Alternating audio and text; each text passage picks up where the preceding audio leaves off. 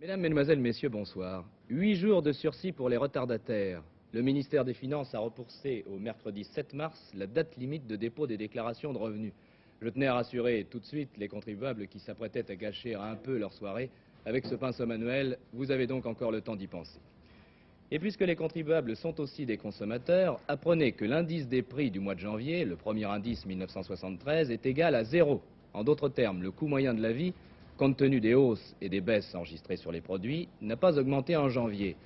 C'est indiscutablement un bon point pour le plan anti-hausse, lancé par le ministère de l'Économie et des Finances au début de cette année. Monsieur Giscard d'Estaing en tire les premiers enseignements en répondant aux questions de Patrice Durand. Ce qui est un résultat que nous allons commenter, mais qui est évidemment encourageant concernant le développement de cette politique anti-inflation. Vous savez que ce chiffre est différent de celui qui avait été annoncé par des indiscrétions. Oui, on parlait de 0,3%. Oui, je me demande qui pouvait imaginer ce chiffre. En tout cas, c'était un chiffre pessimiste, puisque l'augmentation, enfin, ce qui a été constaté, c'est pas d'augmentation, 0%. Ce chiffre se décompose d'ailleurs pour les produits alimentaires stabilité, là aussi stabilité moyenne naturellement, mais enfin stabilité pour le groupe des produits alimentaires. Pour les produits manufacturés, une baisse de moins 0,4%, qui se répartit en moins 0,1% pour l'habillement et moins 0,5% pour les autres produits industriels. Et au contraire, pour les services, qui d'ailleurs n'étaient pas touchés pratiquement par la baisse de la taxe à la valeur ajoutée, majoration de 0,5%. Au total, 0%. Donc pas d'augmentation des prix en France au mois de janvier. Alors je crois qu'il y a deux commentaires à faire. Le premier, c'est que cela prouve que tous ceux qui avaient à intervenir dans ce domaine, et au premier rang naturellement les commerçants, pour employer le langage courant, ils ont joué le jeu. Cette baisse de la taxe à la valeur ajoutée a été correctement appliquée par ceux qui devaient le faire, et donc je les en remercie. Deuxième remarque, c'est la place de la hausse des prix en France par rapport à celle des autres pays au mois de janvier. Il faut savoir qu'ailleurs en Europe, la hausse des prix a été forte en janvier. En Allemagne, un peu plus de 1%, en Suisse, un peu plus de 1%, en Belgique 0,9%, et même en Angleterre, où il existe cependant, comme vous le savez, un blocage des prix, 0,6%. Si bien que les mesures qui ont été appliquées en France ont fait, pour le mois de janvier, de la France un pays qui a connu une stabilité de ses prix qui tranche sur le reste de la situation des autres pays européens.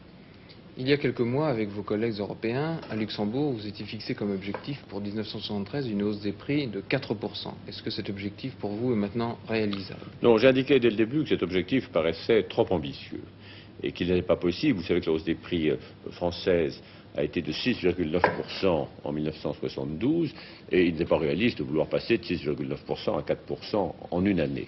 Notre objectif était plutôt d'atteindre un rythme modéré de hausse de prix à la fin de 1973. Et naturellement, le résultat que nous obtenons pour janvier, on ne peut pas le transposer sur l'ensemble de l'année. Quoique ce résultat pour janvier devrait être suivi également par des chiffres modérés pour février et mars. Parce que l'effet de la baisse de la taxe à la valeur ajoutée n'est pas concentré sur un seul mois. Et nous pensons au contraire que c'est sur 3 mois que cette baisse de la TVA doit se faire sentir. Mais je crois que l'objectif européen de hausse des prix est un objectif hors d'atteinte, en réalité pour l'Europe, et il serait déjà important de marquer pour nous un ralentissement, si nous le pouvions, par rapport à la hausse des prix de l'année dernière. Vous avez déclaré, Monsieur le Ministre, hier soir au cours d'une réunion, l'année 1973 ne sera pas facile pour l'économie mondiale. Les monnaies grelottent devant les décombres du système monétaire international. Le feu de l'inflation reprend ici et là. Alors est-ce que le grand risque, ce n'est pas justement cette nouvelle crise monétaire internationale à laquelle nous assistons depuis quelques semaines? Oui, j'ai été frappé, si vous voulez, dans les commentaires qui sont faits au cours des derniers jours sur la situation économique de la France par un espèce d'irréalisme. Parce que beaucoup de ces commentaires ont l'air de considérer que tous les problèmes sont résolus, que l'expansion va de soi, que c'est à peine de s'en occuper, alors que la réalité me paraît différente. 1973 sera dans le monde une année difficile. Vous voyez bien que nous avons une incertitude monétaire profonde à l'heure actuelle et qui ébranle alternativement l'économie des différents pays. Et vous l'avez vu en regardant l'indice des prix chez, par exemple, nos grands voisins, que l'inflation n'a pas désarmé, loin de là. Et donc, il y aura à nouveau des problèmes certainement d'inflation dans l'économie de 1973. Alors, je voulais dire qu'il fallait traiter sérieusement les problèmes de l'économie française pour 1973. Nous avons de bonnes chances. Les mesures qui ont été adoptées jusqu'ici ont fait sentir des effets positifs, vous venez de le voir, mais bien entendu, nous devons continuer à agir pour organiser le progrès de l'économie française dans la modération de l'inflation. Il est difficile de prévoir comment se déroulera demain le trafic aérien en France. D'un côté, le fonctionnement du contrôle militaire s'est traduit aujourd'hui par une nette reprise du programme de vol des compagnies. De l'autre, du côté des grévistes, la situation reste la même. Les contrôleurs civils du syndicat majoritaire CFTC ont décidé de prolonger leur mouvement de 48 heures et, sauf accord de dernière minute, les pilotes de ligne des compagnies françaises vont également cesser le travail pendant 2 jours. Et donc la suivante. Les contrôleurs du syndicat majoritaire CFTC maintiennent leur grève au moins pour 48 heures. Ils indiquent d'ailleurs que leur mouvement s'étend et qu'ils souhaitent que des négociations s'engagent.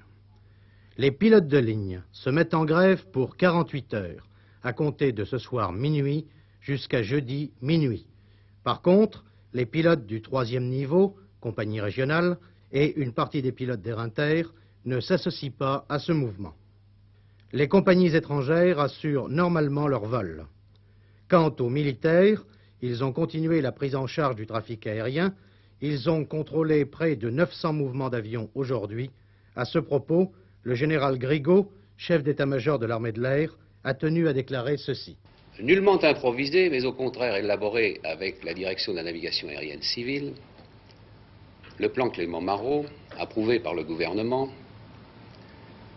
expérimenté au cours des dernières années, sa sécurité étant reconnue par les organismes civils français, étrangers, internationaux, a permis en 1968 de contrôler 33 000 mouvements sans incident, mouvements civils et militaires.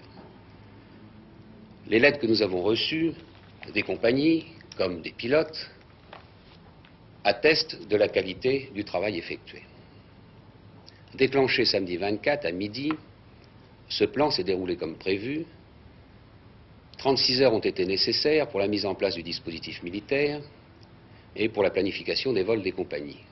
Dès lundi matin, à 7 heures, les vols reprenaient. 597 vols étaient contrôlés hier. Aujourd'hui, plus de 1000 sont planifiés. Nous sommes dès maintenant en mesure d'effectuer en totalité le contrôle du trafic et en toute sécurité. Je voudrais dire un mot de nos contrôleurs militaires. Formés dans les écoles de l'armée de l'air et à l'École nationale de l'aviation civile, ni leur qualification ni leur qualité ne peuvent être mises en cause. Quant à leur nombre, il est à 100 près celui des contrôleurs civils, qui sont 1600 et non pas 3200. Nos militaires ont l'habitude de contrôler des avions qui volent à 900 à l'heure, mais aussi des avions qui volent à Mach 2, c'est-à-dire à près de 2300 à l'heure. Le travail qu'ils effectuent à l'heure actuelle est relativement plus facile pour eux que le travail auquel ils sont accoutumés, car les vols sont planifiés avec 24 heures d'avance. Je voudrais pour conclure rendre hommage à nos personnels militaires, non seulement aux contrôleurs et aux spécialistes des transmissions, mais à tous ceux qui participent à Clément-Marot, mesure décidée par le gouvernement et que l'armée de l'air a la responsabilité technique de mettre en œuvre. Nos personnels attendent que cesse la mauvaise querelle qu'il aurait faite et qui n'a pas sa place dans le monde aéronautique auquel nous appartenons tous, civils et militaires. Voyons brièvement les prévisions pour la journée de demain, et si vous êtes intéressé, je vous conseille de prendre vite de quoi écrire. Air France, quelques longs courriers et de nombreux moyens courriers pour tout renseignement s'adresser au 535 66 00. UTA doit assurer en principe la presque totalité de ses vols. Air Afrique compte assurer la totalité de ses vols, enfin pour tout renseignement, en ce qui concerne ces deux compagnies, 205 67 29. Air Inter pense pouvoir assurer toutes ses grandes escales. Renseignements au 588 21 2 fois. Enfin, Air Alpes et les compagnies régionales doivent assurer tous leurs vols principaux. Pour Air Alpes, se renseigner au 522 08 50. Une semaine après la tragédie du Boeing libyen, les corps des 3 navigants français tués dans le Sinaï ont été ramenés en France aujourd'hui. On devine encore assez mal les retombées diplomatiques de cette affaire au Proche-Orient. À la demande de l'Égypte, l'Organisation internationale de l'aviation civile a décidé d'en parler au cours de son Assemblée générale extraordinaire qui vient de s'ouvrir aux Nations Unies. En arrivant à Washington, d'autre part, hier soir, Mme Meir s'est déclarée persuadée que cet incident ne saurait ternir l'image d'Israël. Il n'empêche que les Israéliens sont très partagés au sujet de ce drame et de ses conséquences possibles. C'est en tout cas l'impression de notre envoyé spécial, Gérard Saint-Paul, qui est rentré aujourd'hui de Tel Aviv. Regardons son reportage.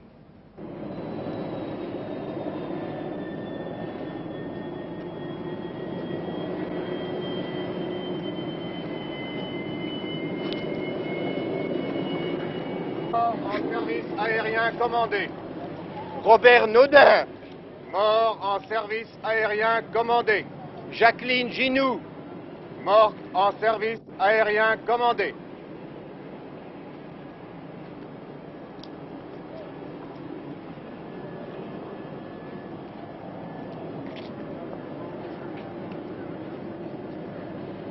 Non, vraiment, Israël n'avait pas besoin de cela. Voilà comment l'on pourrait résumer le sentiment général après cette pénible affaire du Boeing 727 qui s'est écrasé dans le Sinaï. Peu à peu, la consternation sincère des Israéliens a laissé la place au désir de se justifier. Et la controverse à ce propos n'est pas près de se terminer. Quelle a été la première réaction des Israéliens? Est-ce qu'ils ont été attristés ou peinés? Attristés et peinés. Très désagréable pour nous. Est-ce que vous pensez que les chances de paix au Moyen-Orient ne sont pas trop compromises? Nous espérons que non, ça s'arrangera, qu'ils que je ne pense pas. C'est une affaire malheureuse qui s'est produite, mais je ne vois pas que la haute politique va prendre ça pour une chose spécialement extraordinaire. On perd le contrôle en ce moment-là. On croit que les Israéliens sont barbares. Mais on a eu peur. Pour ces raisons, je pense que c'est arrivé le malheur. Si moi je devais donner l'ordre, je ne l'aurais pas donné pour le faire descendre. À cause de tous les enfants, les femmes et les messieurs qui étaient dedans. Pas de commentaire. Je ne crois pas que c'était nécessaire. On pourrait faire quelque chose. Ce n'est qu'un accident, c'est une erreur terrible, mais ce n'est pas une erreur du pilote israélien. Il y a aussi beaucoup d'erreurs de la part des pilotes israéliens. Enfin, je crois. Pourquoi? Même, je crois que Moshe Dayan l'a dit ici, qu'il y a beaucoup de responsabilités qu'il a prises. Parce que leur service de sécurité aussi n'était pas tout à fait valable. Enfin, ça, c'est Dayan qui le dit. Hein. Alors, je trouve qu'ils auraient pu essayer de trouver autre chose que de descendre un appareil. Pendant 2 jours, tous les journaux vont en parler, dans 2 jours, ça sera oublié. Ça a été pareil pour Munich ou pour Loud, où pendant 2 jours, on en parlera assez. Le souci qui prévaut maintenant est, dans le public israélien, de ne pas se sentir responsable. L'émotion ressentie partout à la suite de cet événement, encore une fois tragique, ajoute son poids à un conflit déjà lourd et déjà complexe. Je crois qu'effectivement, les Israéliens, dans leur émotion, cherchent tout naturellement à faire retomber la responsabilité de cet incident sur d'autres qu'Israël. Oui, tout était normal au début. Oui. Personne n'a troublé le déroulement normal du vol? Non. Non, personne. Est-ce que vous avez eu l'impression, à un moment donné, que l'avion était en perdition? Disons qu'on n'était pas sur notre route. Pas dire qu'on était en perdition quand même. Vous saviez que vous n'étiez plus sur votre route? Oh non, puisqu'on a vu les chasseurs arriver sur le côté. Est-ce qu'ils ont tiré, ces chasseurs? Est-ce que vous avez entendu des tirs de mitrailleuses? Ils ont dû faire des sommations. Je n'ai rien entendu. Vous n'avez pas eu l'impression qu'il y avait des chocs contre les parois de l'avion? Oui, il y en a eu. On était en train d'atterrir du fait qu'on était touché. Vous étiez à quelle altitude à peu près? Je sais pas moi, pour une bête à 100 mètres au-dessus, 200 mètres. Vous pouvez dire quelques mots à vos amis et parents en France? Ben qu'ils me reverront très bientôt. En marge de la conférence du Vietnam qui s'est poursuivie aujourd'hui à Paris, M. Gromyko, le ministre soviétique des Affaires étrangères, a dit que son pays attachait une importance de premier ordre à stopper le danger de guerre au Proche-Orient. Les délégués à cette conférence de l'avenue Kléber paraissaient décidés à aller très vite. Ils ont déjà commencé la mise au point de la déclaration finale. Mais comme on pouvait s'y attendre, les principaux négociateurs, c'est-à-dire les Américains et les Nord-Vietnamiens, ne sont pas d'accord sur tous les points. Vous savez en particulier qu'Hanoï et le GRP sont hostiles à la création d'un organisme de contrôle permanent. Estimant que les Sud-Vietnamiens ont d'ores et déjà violé les accords de Paris, les communistes ont d'ailleurs décidé de suspendre les libérations de prisonniers américains en signe de protestation. Vive réaction du président Nixon à ce sujet. Il a fait savoir, je le cite, que les travaux de la conférence internationale sur le Vietnam était suspendu jusqu'à ce que cette question soit réglée, cette question précisément de la libération des prisonniers américains. On en est là pour le moment. Pas d'accord non plus, avenue Kléber, sur l'opportunité d'examiner les problèmes du Cambodge et du Laos au cours de cette conférence. Les Occidentaux le souhaitaient, mais les pays communistes ont refusé. Au Laos, en tout cas, depuis le cessez-le-feu, la situation militaire ne s'est guère améliorée. 24 heures après la signature du cessez-le-feu, les combats reprenaient au Laos entre troupes gouvernementales et forces du Pathet Lao. Les États-Unis, à la demande du prince Souvarnaphouma, reprenaient leur bombardement. Le cessez-le-feu consacrait le gel de la situation militaire. Mais comme au Sud-Vietnam, les forces communistes tentèrent de gagner du terrain avant de déposer les armes. Et les combats reprirent.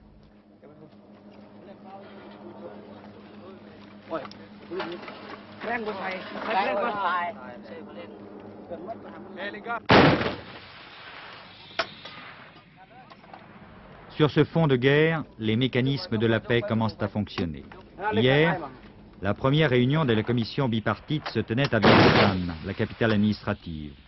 Elle comprend 2 sous-commissions dont l'une est chargée d'établir précisément les zones contrôlées par les 2 parties, dessiner en quelque sorte la peau de léopard laotienne, prévoir les corridors de ravitaillement et de circulation et un regroupement des forces armées.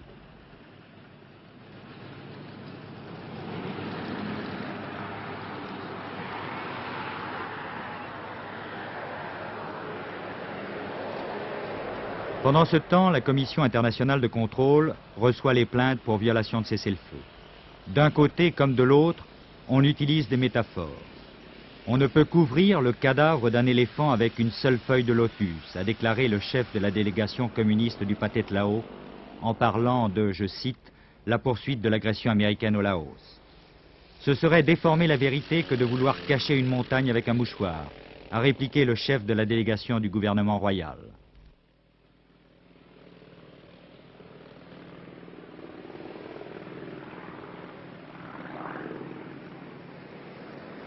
Au royaume du million d'éléphants, on a vraiment l'impression que tout peut s'arranger. Le Pathet Lao n'a-t-il pas conservé ses fauteuils au Conseil des ministres pendant tout le temps où il était dans le maquis? Aujourd'hui, Pakson est le théâtre de furieux combats. Cette petite ville qui contrôle les Boloven a changé 4 fois de main en 6 mois.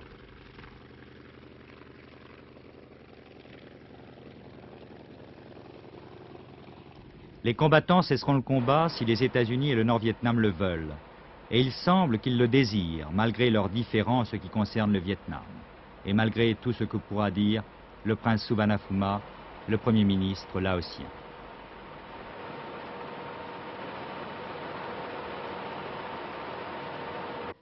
Je regrette vivement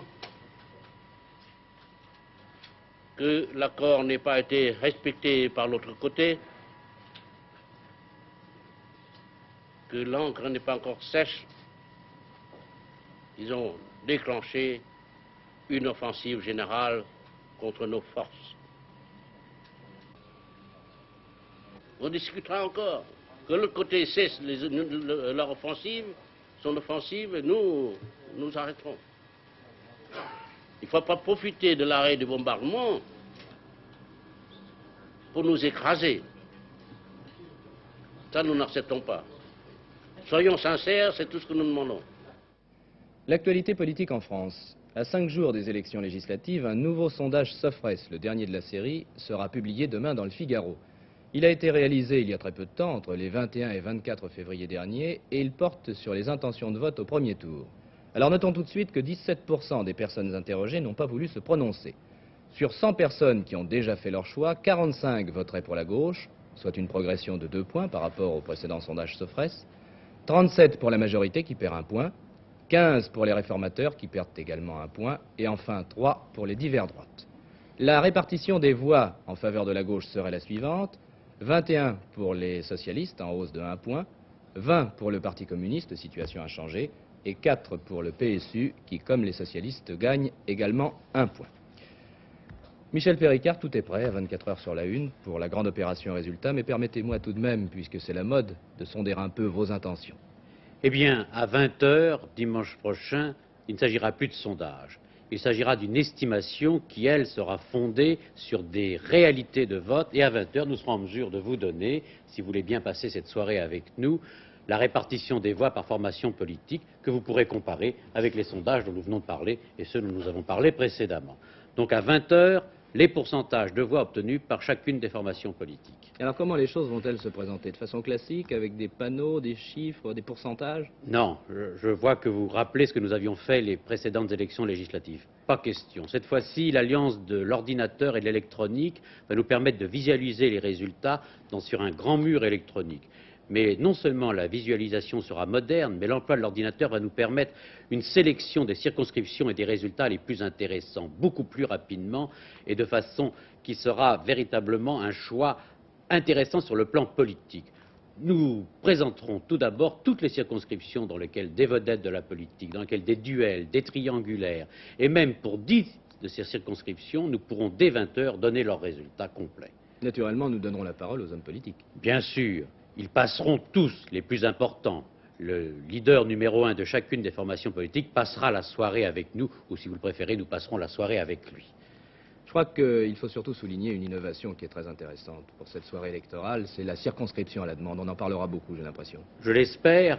En tout cas, elle vous est particulièrement destinée. À partir de minuit et le lendemain matin, puisque nous reprendrons nos émissions de 7 à 9 h dans les intervalles de nos journaux réguliers, eh bien, vous pourrez, nous téléphoner et nous vous donnerons le résultat qui vous intéresse. Si vous avez manqué une partie de la soirée, si vous étiez absent, si vous travaillez tard ou tôt, au contraire, eh bien, vous pouvez ainsi, sur un simple coup de téléphone, obtenir en quelques secondes que s'inscrive sur un écran de télévision le résultat de la circonscription qui vous intéresse particulièrement. Cela est tout à fait nouveau et, je l'espère, sera apprécié par vous. Merci.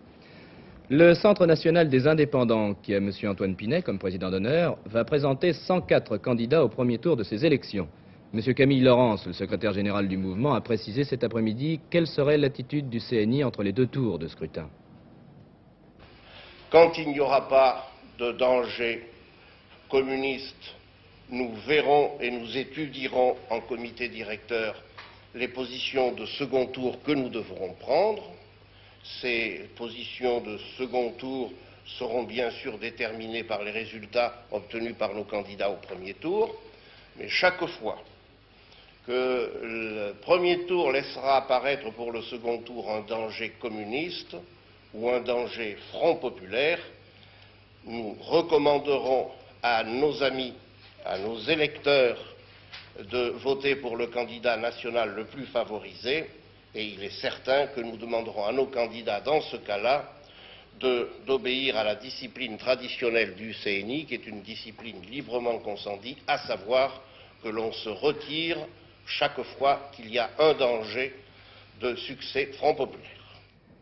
La dernière émission à armes égales, que vous aviez peut-être suivie, s'est prolongée d'une polémique sur laquelle il nous faut revenir ce soir. Je vous rappelle que les deux hommes politiques en présence étaient le républicain indépendant Alain Griottret et le communiste Roland Leroy. M. Charles Tillon, ancien ministre communiste, proteste contre l'utilisation, dans le film présenté par M. Griottret, de ces déclarations enregistrées par l'ORTF en juillet 70, au moment de son exclusion du Parti communiste. Pour M. Tillon, ces déclarations ne pouvaient être utilisées contre sa volonté par un politicien qui, je le cite, en a dénaturé le sens. Toujours selon M. Tillon, qui estime avoir subi un grave préjudice moral, ce procédé constitue une tromperie à l'égard de tous les téléspectateurs. Réponse de M. Griottret, je le cite également, l'attitude de M. Tillon prouve qu'il reste marqué pour toujours par les méthodes du parti auquel il appartenait jadis. Précisons à ce propos que la réalisation des deux films de armes égales relève de la seule responsabilité des deux interlocuteurs.